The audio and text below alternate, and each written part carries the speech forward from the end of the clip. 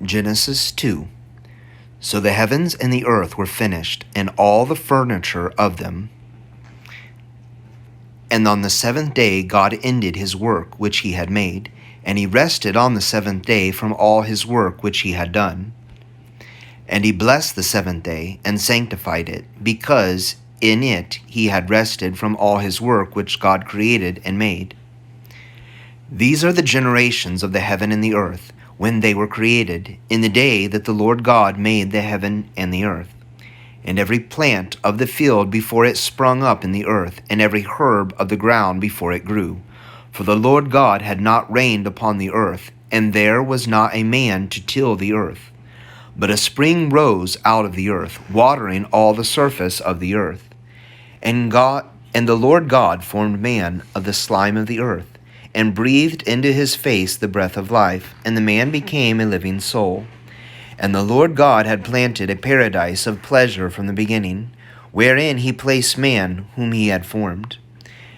And the Lord God brought forth the ground all manner of trees, fair to behold, and pleasant to eat of, and the tree of life also in the midst of the paradise, and the tree of knowledge of good and evil.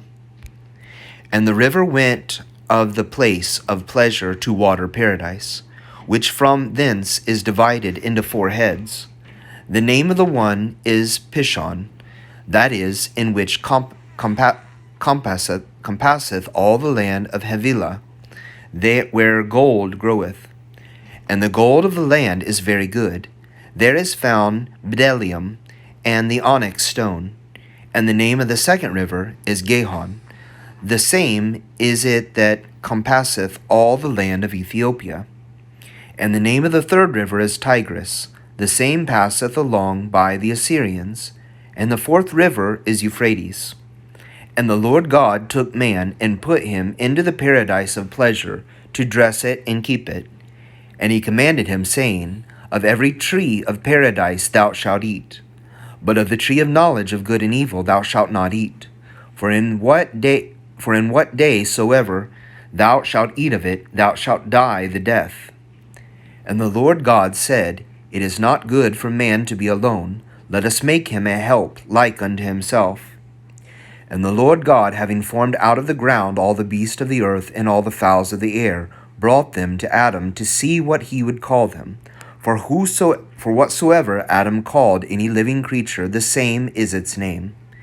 And Adam called all the beasts by their names, and all the fowls of the air, and all the cattle of the field. But for Adam there was not found a helper like himself.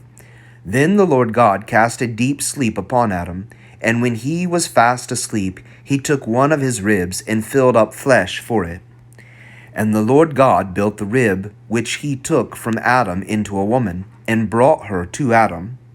And Adam said, This now is bone of my bones and flesh of my flesh. She shall be called woman, because she was taken out of man.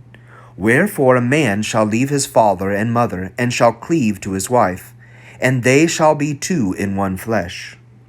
And they were both naked, to wit, Adam and his wife, and were not ashamed.